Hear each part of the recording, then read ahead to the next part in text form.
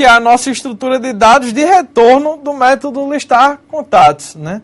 A estrutura de dados que a gente já vinha usando antes e que é basicamente para a gente poder ler os arquivos, ler os contatos, desculpem, os contatos e exibir eles na tela, ok? Nós temos aqui a nossa classe repositório contato DB. Vejam que é exatamente igual ao nosso repositório contato de antes. Essa é uma classe que implementa um padrão de projeto chamado singleton.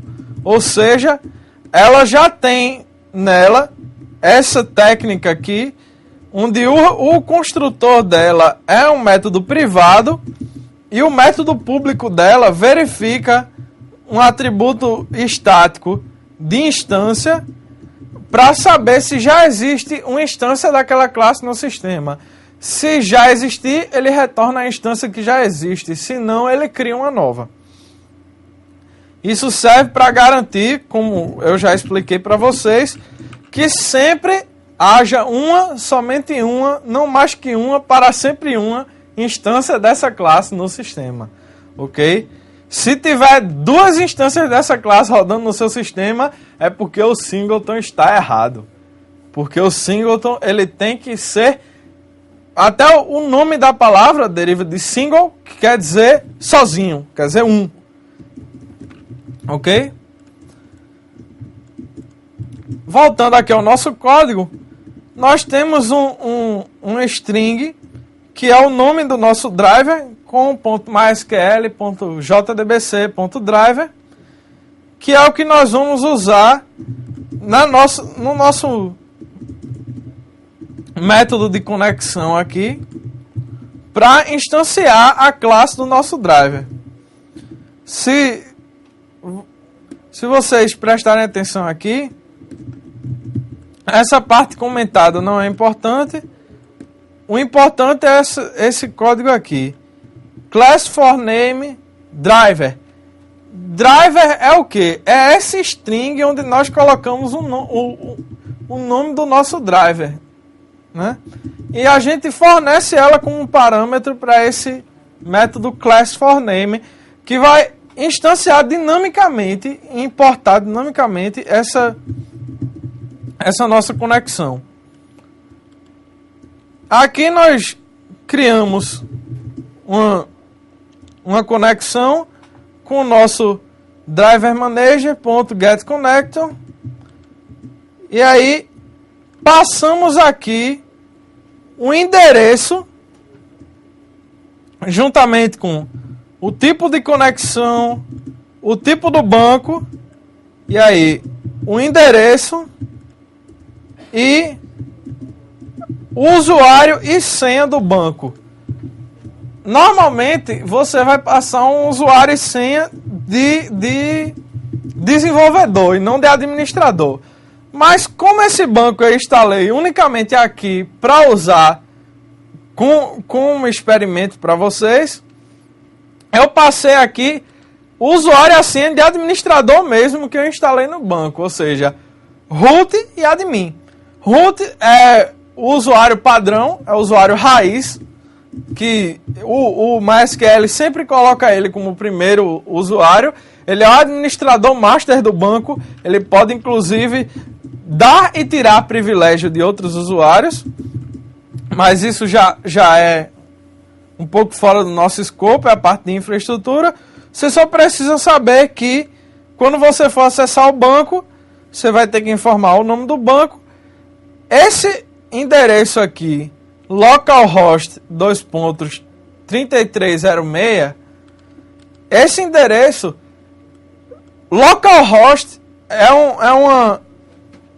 na verdade um cache para ser substituído por um endereço IP que a placa de rede do computador ela reconhece como sendo redirecionando para o próprio computador.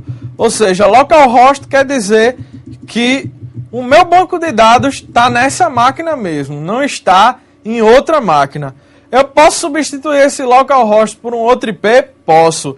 Se o IP tivesse, por exemplo, na máquina 192.168.0.33, eu inserindo esse endereço IP, desculpem, nós estávamos aqui. Eu inserindo esse endereço de IP, eu vou fazer com que a minha aplicação vá buscar esse banco de dados AgendaDB na porta 3306 da placa de rede que está identificada na minha rede com IP 192.168.0.33. Ou seja, do computador que está identificado com esse IP. Como o banco está nessa mesma máquina, a gente vai deixar como localhost, ok?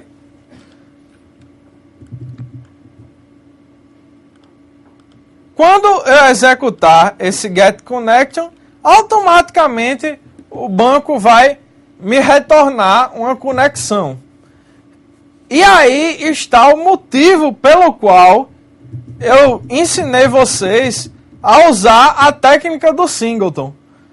Porque se pudessem existir várias instâncias dessa classe repositório contato DB no nosso sistema, cada instância dessa poderia utilizar o método conectar e cada instância dessa poderia então ser capaz de pedir ao banco uma conexão. Imagine 5.000 usuários, cada um pedindo uma conexão para o banco, e na configuração do banco ele diz que só pode dar 10 conexões no máximo. E aí 10 usuários iam ter conexões e os outros 4.090 iam ficar 4.990 iam ficar chupando dedo. Iam ficar sem conexão. Ok? Então, prestem muita atenção nessa questão do singleton. Porque um repositório DB que não é singleton, ele pode gerar um problema de conflito depois de conexões no seu banco de dados. Ok? E aqui eu criei um método public void desconectar que faz exatamente o inverso. Ele pega a conexão atual, é igual a null, e ele, na verdade, verifica se ela é diferente de null e manda fechar. Quando ele dá esse com.close, então ele fecha a conexão e nulifica ela, ou seja, deixa ela nula. E aí essa conexão não vai ter mais uso nenhum. Até que essa conexão seja recriada, ela vai ficar inativa, ok? Como é uma operação que vai pedir alguma coisa ao banco de dados, ela tem que ser feita entre um try-catch, que é uma tentativa de execução de código, e no catch você tem que capturar a exceção SQL exception. Aqui, o único tratamento que eu dei foi o a.printStackTrace, que simplesmente exibe na saída do meu console qual foi o nome da exceção que ele me recuou. Porque esse SQL exception, na verdade, não é uma única exceção. É uma interface que várias exceções implementam, ok? Vamos lá para a nossa classe incluir contato. O que é que ela vai nos fazer? Ela vai, primeiro, entre um try-catch, porque ela vai mexer com o banco. Se ela vai mexer com o banco pode dar exceção. Se o banco pode dar exceção, ela tem que ser capaz de capturar. Então, sempre que você for fazer alguma coisa que vai mexer com o banco, tem que estar entre try-catch, ok? Primeira coisa que vai fazer dentro do nosso try vai ser conectar.